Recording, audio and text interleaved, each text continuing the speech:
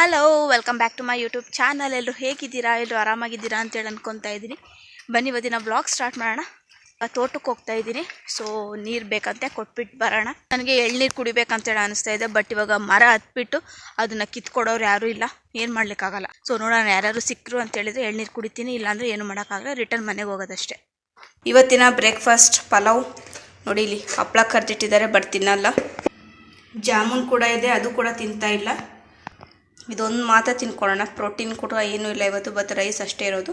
Tiffin ಮಾಡಿಬಿಟ್ಟು ಸಿಗ್ತೀನಿ. Okay rice, ನಾಳೆ ಹಬ್ಬ ಇದೆಯಲ್ಲ, ಹಾಗಾಗಿ ಸ್ವಲ್ಪ ಫ್ರೂಟ್ಸು ಹಾಗೆ ಫ್ಲವರ್ಸ್ ಎಲ್ಲ ತೊಗೊಂಬರೋಣ ಅಂತೇಳಿ ಇವಾಗ ಹೊರಟಿದ್ದೀವಿ. ಬನ್ನಿ ಹೋಗೋಣ.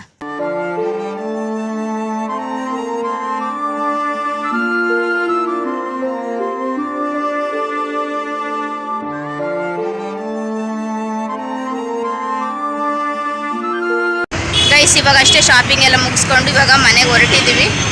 ಸೊ ಮನೆಗೆ ಹೋದ್ಮೇಲೆ ಸಿಗೋಣ. ಗೈಸ್, ಹಬ್ಬ ಅಲ್ಲ ನೋಡಿ, ಎಷ್ಟು ರಶ್ ಇದೆ.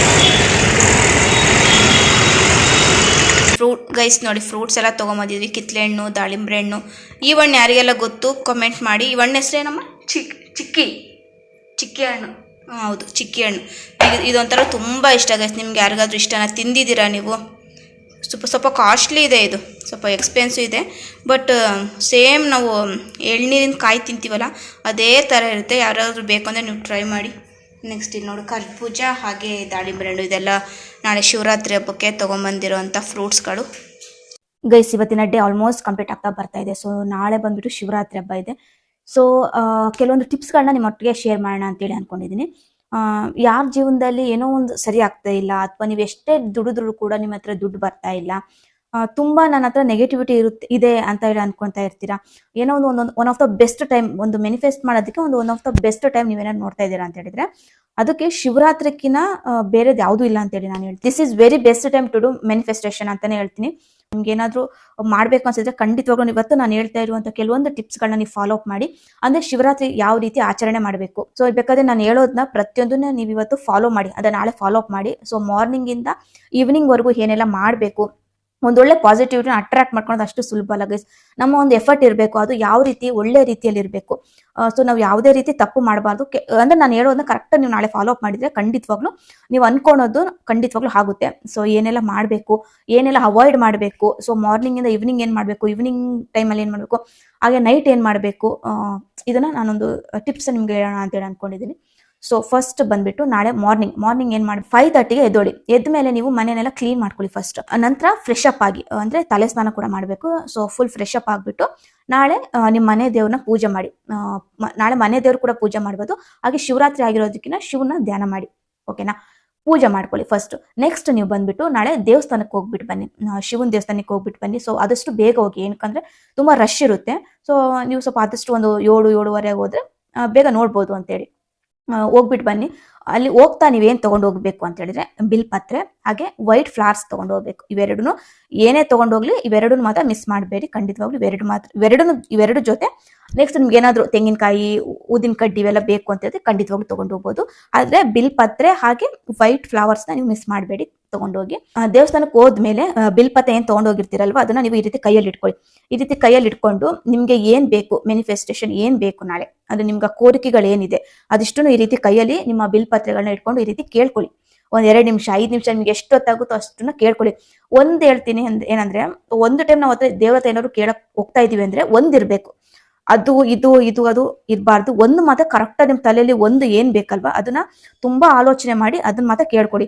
ಬಿಕಾಸ್ ಒಂದು ದಿನ ಒಂದ್ ಕೆಲಸ ಆಗುತ್ತೆ ಅಷ್ಟೇ, ಒಂದು ದಿನ ಎಲ್ಲಾ ಕೆಲಸನೂ ಆಗೋದಿಕ್ಕಾಗಲ್ಲ. ಅದೇ ರೀತಿನೇ ದೇವ್ರ ಹತ್ರ ಒಂದು ಮಾತ್ರ ಸಂಕಲ್ಪ ಇಟ್ಕೋಬೇಕು, ಒಂದನ್ನ ನೀವು ಮೈಂಡ್ ಅಲ್ಲಿ ಫಿಕ್ಸ್ ಮಾಡ್ಕೊಂಡು ಕೇಳ್ಕೊಳ್ಳಿ. ಈ ರೀತಿ ಬಿಲ್ಪತ್ರೆನ ಈ ರೀತಿ ಕೈಯಲ್ಲಿ ಇಟ್ಕೊಂಡು ನೀವು ಕೇಳ್ಕೊಳ್ಳಿ ನಿಮ್ಗೆ ಏನ್ ಬೇಕು. ಅದನ್ನ ಏನೇ ಆಗ್ಲಿ ಪಾಸಿಟಿವ್ ಮೈಂಡ್ ಇಂದ ಕೇಳ್ಕೊಳ್ಳಿ. ಆಗುತ್ತೋ ಇಲ್ವೋ ಆ ರೀತಿ ಎಲ್ಲ ಕೇಳ್ಕೊಬೇಡಿ. ಆದಷ್ಟು ತುಂಬಾ ಆಗುತ್ತೆ, ಪಾಸಿಟಿವ್ ಆಗಿ ಯೋಚನೆ ಮಾಡಿ, ಪಾಸಿಟಿವ್ ಆಗಿ ಬಿಲ್ಪತ್ರೆನ ಈ ರೀತಿ ಕೈಯಲ್ಲಿ ಇಟ್ಕೊಂಡು ನೀವು ಕೇಳ್ಕೊಳ್ಳಿ. ಓಕೆನಾ? ಕೇಳ್ಕೊಂಡು ಅಲ್ಲಿ ಪೂಜಾರಿಗಳು ನಿಮ್ಮ ಬಿಲ್ಪತ್ರೆ ಅಂದ್ರೆ ಪ್ಲೇಟ್ ಅಲ್ಲಿ ಬೌಲ್ ತಗೊಂಡ್ಬಂದಿರ್ತಾರೆ, ಅಲ್ಲಿ ಹಾಕ್ರಿ ಅಂತ ಹೇಳ್ತಾರೆ. ನೀವು ಅದನ್ನ ಬಿಲ್ಪತ್ರೆನ ಅದ್ರಲ್ಲಿ ಹಾಕ್ಬಿಡಿ. ಸೊ ಅವ್ರು ಅದನ್ನ ತಗೊಂಡ್ ಹೋಗ್ಬಿಟ್ಟು ಈಶ್ವರನ ಪಾದಕ್ಕೆ ಅರ್ಪಿಸ್ತಾರೆ ಅದರ. ಸೊ ಅಲ್ಲಿಗೆ ನಿಮ್ಮ ಕೋರಿಕೆನ ನೀವು ದೇವ್ರ ಹತ್ರ ತಲುಪಿಸಿದೀರಾ ಅಂತ. ಸೊ ಫಸ್ಟ್ ಸ್ಟೆಪ್ ಇದನ್ನ ಮಾಡ್ಲೇಬೇಕು ನೀವು. ನಾಳೆ ಮಾರ್ನಿಂಗ್ ಬೆಳಗ್ಗೆ ಎದ್ದು ಸ್ನಾನ ಮಾಡಿ ದೇವಸ್ಥಾನಕ್ಕೆ ಹೋಗಿ ಫಸ್ಟ್ ಇದನ್ನ ಬಿಲ್ಪತ್ರೆನ ದೇವ್ರ ಅಂದ್ರೆ ಬಿಲ್ಪತ್ರೆ ತುಂಬಾ ಶಕ್ತಿ ಇದೆ, ನಿಜವಾಗ್ಲೂ ತುಂಬಾ ಶಕ್ತಿ ಇದೆ. ಬಿಲ್ಪತ್ರೆ ತುಂಬಾ ವಿಶೇಷವಾಗಿ ನಾವು ಪೂಜೆ ಮಾಡ್ತೀವಿ. ಹಾಗೆ ಶಿವನ್ಗೆ ತುಂಬಾ ಇಷ್ಟವಾದಂತಹ ಬಿಲ್ಪತ್ರೆನ ಅದ್ರಲ್ಲಿ ಕೇಳ್ಕೊಂಡು ನೀವು ಅಲ್ಲಿ ಕೊಟ್ಟಿರ್ತೀರಾ, ಅದು ಫಸ್ಟ್ ಸ್ಟೆಪ್ ಆಯ್ತು. ಸೊ ನೀವು ಇನ್ನೇನ್ ತೆಂಗಿನಕಾಯಿ ಅದೆಲ್ಲ ತಗೊಂಡ್ ಹೋಗಿರ್ತೀರಲ್ವಾ, ಅದೆಲ್ಲ ನಾರ್ಮಲ್ ಅಲ್ಲೇ ಎಲ್ಲ ಕಾಯಿ ಹೊಡಿಯೋದು ಅದ್ರಲ್ಲಿ ಏನಿಲ್ಲ, ನಾರ್ಮಲ್ ಪೂಜೆಗೆಲ್ಲ ನೀವು ಕೊಡ್ತೀರಲ್ವಾ ಅಷ್ಟೇ ಅದು. ಓಕೆನಾ, ಇದಿಷ್ಟು ಮಾಡಿ.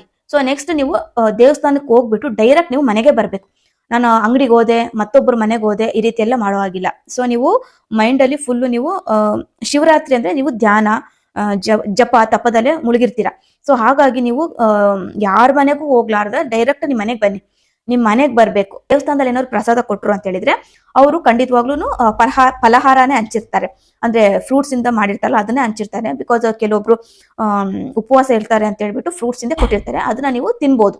ಓಕೆನಾ, ಅದ್ ಬಿಟ್ಟಾಗಿ ನೀವು ರೈಸ್ ಏನಾದ್ರು ಕೊಡ್ತಾ ಇದ್ದಾರೆ ಅಂತ ಹೇಳಿದ್ರೆ ಅದನ್ನ ಹಾಗೆ ಇಟ್ಕೊಳ್ಳಿ, ಸಂಜೆ ಮೇಲೆ ಅದನ್ನ ನೋಡೋಣ. ಸೊ ಅದನ್ನೆಲ್ಲ ಕೊಡಲ್ಲ, ನನ್ನ ಪ್ರಕಾರ ಫ್ರೂಟ್ ಸಲಾಡೇ ಕೊಟ್ಟಿರ್ತಾರೆ, ಅದನ್ನ ನೀವು ತಿನ್ಬೋದು.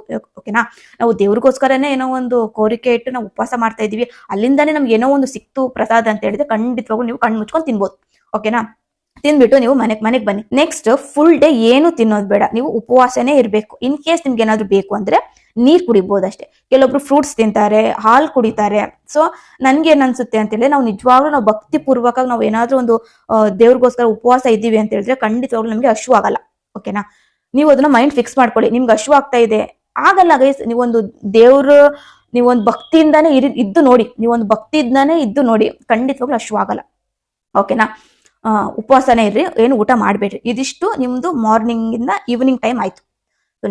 ನೆಕ್ಸ್ಟ್ ಇವಾಗ ಈವ್ನಿಂಗ್ ಟೈಮ್ ಏನ್ ಮಾಡ್ಬೇಕು, ಈವ್ನಿಂಗ್ ಟೈಮ್ ಬಂದ್ಬಿಟ್ಟು ನೀವು ಮತ್ತೆ ಫ್ರೆಶ್ ಅಪ್ ಆಗಿ, ಮತ್ತೆ ಸ್ನಾನ ಮಾಡೋದೆಲ್ಲ ಏನ್ ಬೇಡ, ಜಸ್ಟ್ ನೀವು ಕೈ ಕಾಲು ಮುಖನೆಲ್ಲ ತೊಳ್ಕೊಂಡು ನೀವು ದೇವ್ರ ಪೂಜೆ ಮಾಡಿ.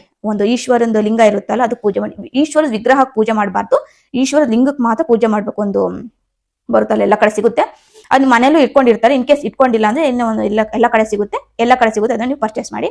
ಅದಕ್ಕೆ ನೀವು ನಾರ್ಮಲ್ ಫಸ್ಟ್ ಈವ್ನಿಂಗ್ ಮನೆ ಪೂಜೆ ಎಲ್ಲ ಮುಗಿಸಿ ದೇವ್ರಿಗೆ ನಾವು ಪಂಚಾಭಿಷೇಕ ಮಾಡ್ಬೇಕು.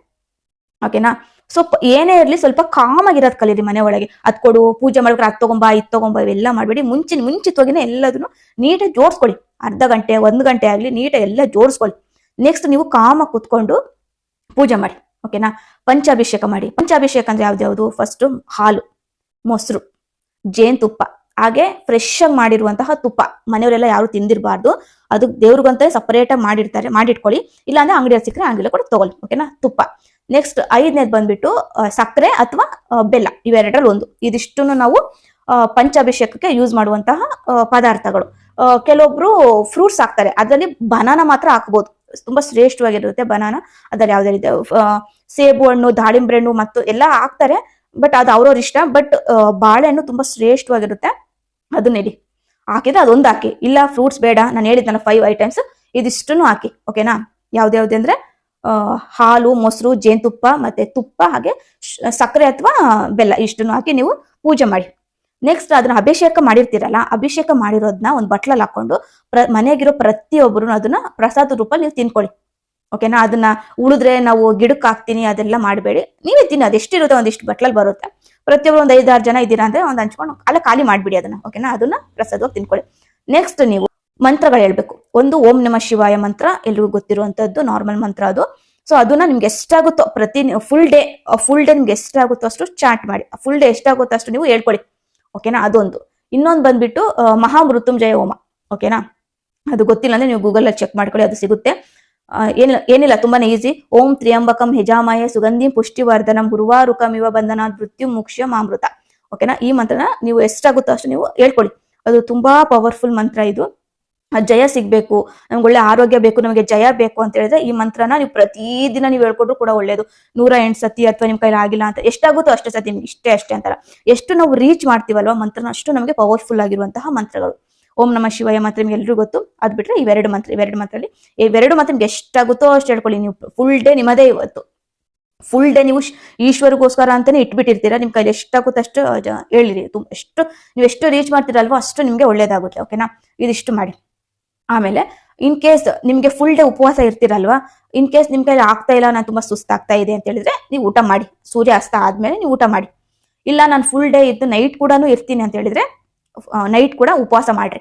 ಅಂದ್ರೆ ನೈಟ್ ಏನ್ ತಿನ್ಬೋದು ಅಂತ ಹೇಳಿದ್ರೆ ಒಂದು 5-6 ಥರ ಫ್ರೂಟ್ ತಗೊಂಬಂದಿರ್ತಾರಲ್ಲ, ಅದರಲ್ಲಿ ಎಲ್ಲದನ್ನು ಕಟ್ ಮಾಡ್ಬಿಟ್ಟು ಎಲ್ಲ ಒಂದರ ಬೌಲಲ್ಲಿ ಹಾಕೊಂಡು ನೀವು ಒಂದು ಬೌಲಲ್ಲಿ ತಿನ್ಬೋದು. ಇಲ್ಲ ಅದು ಬೇಡ, ಓಕೆ, ನೆಕ್ಸ್ಟ್ ಡೇ ಮಾರ್ನಿಂಗ್ ನೀವು ಊಟ ಮಾಡಿ. ಫ್ರೂಟ್ಸ್ ಬೇಕಾದ್ರೆ ಫ್ರೂಟ್ಸ್ ತಿನ್ನಿ, ಇಲ್ಲ ಫ್ರೂಟ್ಸ್ ಜೊತೆ ನಿಮಗೆ ಊಟ ಮಾಡ್ಬೇಕಂದ್ರೆ ಊಟ ಕೂಡ ಮಾಡಿ. ಇಲ್ಲ ಎರಡು ಬೇಡ, ನಾನು ಡೈರೆಕ್ಟ್ ಮಾರ್ನಿಂಗೇ ನಾನು ಊಟ ಮಾಡ್ತೀನಿ ಅಂದ್ರೆ ಅಫ್ಕೋರ್ಸ್ ಅವಾಗೂ ಕೂಡ ಊಟ ಮಾಡ್ಬೋದು. ಓಕೆನಾ, ಇದಿಷ್ಟು ಮಾಡಿ. ನೈಟ್ ಬಂದ್ಬಿಟ್ಟು ನಿಮ್ಗೆ ಎಷ್ಟಾಗುತ್ತೋ ಅಷ್ಟು ಮೆಡಿಟೇಷನ್ ಮಾಡಿ. ಎಷ್ಟೊತ್ತಾಗುತ್ತೆ, ನಮಗೆ ಮೆಡಿಟೇಷನ್ ಮಾಡಿ ಅಭ್ಯಾಸನೇ ಇಲ್ಲ, ಒಂದು 10 ನಿಮಿಷ ಮಾಡಿ, 20 ನಿಮಿಷ, ನಿಮ್ ಕೈಲಿ ಎಷ್ಟಾಗುತ್ತೋ ಅಷ್ಟು ನೀವು ಮೆಡಿಟೇಷನ್ ಮಾಡಿ. ಮೆಡಿಟೇಷನ್ ಮಾಡ್ಬೇಕಾದ್ರೆ ನಮಗೆ ಜಾಸ್ತಿ ನೆಗೆಟಿವಿಟಿ ಅನ್ನೋದೇ ಅಂದ್ರೆ ಕೆಟ್ಟದಾಗಿನೇ ನಮ್ಗೆ ಆಲೋಚನೆ ಬರ್ತಾ ಇದೆ. ನಾವ್ ಎಷ್ಟು ನಮ್ಗೆ ಅಂದ್ರೆ ಇವಾಗ ನಾನು ಎಲ್ಲೋ ಹೋಗ್ತಾ ಇದ್ದೀನಿ ನಾನು ಇವಾಗ ಒಂದು ಊರ್ಗ್ ಹೋಗ್ತಾ ಇದ್ದೀನಿ ಅನ್ಕೊಳ್ಳಿ, ಇಲ್ಲ ನನ್ನ ಕೈಲಿ ಊರ್ಗ್ ಹೋಗಕ್ ಆಗುತ್ತೋ ಆಗಲ್ವೋ, ಈ ರೀತಿ ಮೈಂಡ್ ಸೆಟ್ ಎಲ್ಲ ಬರ್ತಾ ಇರುತ್ತೆ. ಸೊ ಅದನ್ನೆಲ್ಲ ನೀವು ಪಕ್ಕಕ್ಕಿಟ್ಟು ಮತ್ತೆ ನಾನು ಊರ್ಗ್ ಹೋಗ್ತಾ ಇದ್ದೀನಿ ಅದನ್ನೇ ನೀವು ಆಲೋಚನೆ ಮಾಡ್ಬೇಕು. ಅದೇ ರೀತಿ ಎಕ್ಸಾಂಪಲ್ ಕೊಟ್ಟಿದ್ದಷ್ಟೇ, ನಿಮ್ಗೆ ಎಷ್ಟು ಪಾಸಿಟಿವ್ ಆಗುತ್ತೋ ಅಷ್ಟು, ಎಷ್ಟೇ ನೆಗೆಟಿವಿಟಿ ಬರಲಿ ಅದನ್ನ ಪಕ್ಕಕ್ಕಿಡಿ, ಮತ್ತೆ ನೀವು ಪಾಸಿಟಿವ್ ಯೋಚನೆ ಮಾಡ್ತಾ ಇರಿ. ಎಷ್ಟು ತಗುತ್ತೋ ಅಷ್ಟು ಮೆಡಿಟೇಷನ್ ಮಾಡಿ.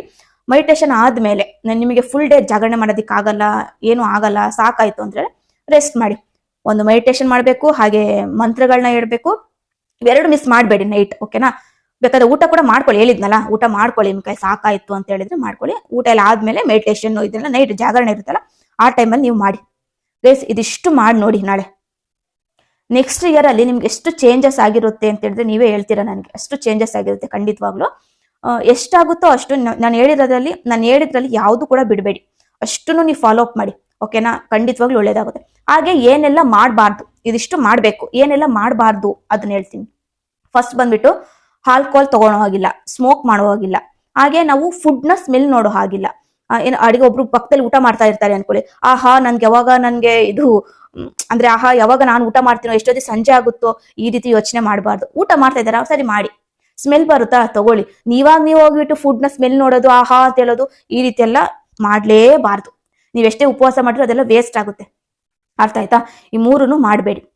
ನಾನು ಎಷ್ಟು ಹೇಳಿದ್ದೀನಲ್ವ ಅಷ್ಟನ್ನ ನೀವು ನಾಳೆ ಕರೆಕ್ಟಾಗಿ ನೀವು ಫಾಲೋ ಅಪ್ ಮಾಡಿ. ಖಂಡಿತವಾಗ್ಲೂ ನೀವು ಒಳ್ಳೆ ಪಾಸಿಟಿವಿಟಿ ನೋಡ್ತೀರಾ.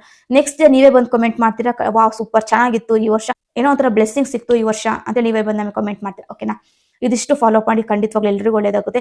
ಹಾಗೆ ನಾನು ನಾಳೆ ಶಿವರಾತ್ರಿ ಹಬ್ಬ ನಾನು ಏನೆಲ್ಲ ಮಾಡ್ತೀನಿ, ಏನೆಲ್ಲ ಆಕ್ಟಿವಿಟೀಸ್ ಮಾಡ್ತೀನಿ ಅಂತೇಳಿ ಖಂಡಿತವಾಗ್ಲೂ ನಿಮ್ಮೊಟ್ಟಿಗೆ ಶೇರ್ ಮಾಡ್ತೀನಿ. ಓಕೆನಾ, ಓಕೆ, ಇವತ್ತಿನ ವ್ಲಾಗ್ ಇಲ್ಲಿಗೆ ಎಂಡ್ ಮಾಡೋಣ. ಗೈಸ್ ಮಾಡಿ, ಖಂಡಿತವಾಗ್ಲೂ ಒಳ್ಳೇದಾಗುತ್ತೆ. ಈ ನಮ್ಮ ಕೈಲಿ ಏನು ಆಗ್ತಾ ಇಲ್ಲ ಅಂತಂದ್ರೆ ಖಂಡಿತವಾಗ್ಲೂ ನಮ್ಮ ಕೈಲಿ ಏನು ಆಗೋದೇ ಇಲ್ಲ. ಯಾಕಾಗಲ್ಲ, ನಾನು ಟ್ರೈ ಮಾಡ್ತೀನಿ ಅಂತ ಮಾಡಿ, ಹಾಗೆ ಆಗುತ್ತೆ. ನನಗೆ ಆಗಲ್ಲ ಅಂತಂದ್ರೆ ಅದು ಆಗಲ್ಲ, ಆಗುತ್ತೆ ಅಂತ ಚಾಲೆಂಜ್ ಇಟ್ ಮಾಡ್ರಿ, ಖಂಡಿತವಾಗ್ಲೂ ಹಾಗೆ ಆಗುತ್ತೆ. ಓಕೆನಾ, ಐ ಹೋಪ್ ನಿಮಗೆ ಏನಾದರೂ ಅರ್ಥ ಆಯ್ತು ಅಂತೇಳಿ ಅನ್ಕೊಂತೀನಿ. ಹಾಗೆ ಇವತ್ತಿನ ವ್ಲಾಗ್ ಕೂಡ ಎಂಡ್ ಮಾಡೋಣ, ಟೈಮ್ ಆಗ್ತಾ ಇದೆ. ಇವಾಗಲೇ ಎಡಿಟ್ ಮಾಡಿಬಿಟ್ಟು ಇವಾಗಲೇ ನಿಮಗೆ ಅಪ್ಲೋಡ್ ಮಾಡ್ತೀವಿ, ಬಿಕಾಸ್ ನಾಳೆನೇ ಶಿವರಾತ್ರಿ ಇರೋದು. ಎಷ್ಟು ಜನ ಆಗುತ್ತೋ ಅಷ್ಟು ಜನ ವಿಡಿಯೋ ನೋಡಿದ್ರು ಖಂಡಿತವಾಗ್ಲೂ ಇದನ್ನು ಫಾಲೋ ಅಪ್ ಮಾಡಿ, ಖಂಡಿತವಾಗ್ಲೂ ಒಳ್ಳೇದಾಗುತ್ತೆ. ಓಕೆ, ಇವತ್ತಿನ ವ್ಲಾಗ್ ಕೂಡ ಇಲ್ಲಿಗೆ ಎಂಡ್ ಮಾಡ್ತೀನಿ. ಐ ಹೋಪ್ ನಿಮಗೆ ವ್ಲಾಗ್ ಇಷ್ಟ ಆಗಿರುತ್ತೆ ಅಂತ. ಇಷ್ಟ ಆದ್ರೆ ಗೊತ್ತಲ್ಲ ಲೈಕ್ ಮಾಡಿ, ಶೇರ್ ಮಾಡಿ, ಕಮೆಂಟ್ ಮಾಡಿ. ಆದಷ್ಟು ಬೇಗ ಮುಂದಿನ ವ್ಲಾಗಲ್ಲಿ ಸಿಗ್ತೀನಿ. ಅಲ್ಲಿವರೆಗೂ ಟೇಕ್ ಕೇರ್, ಬಾಯ್.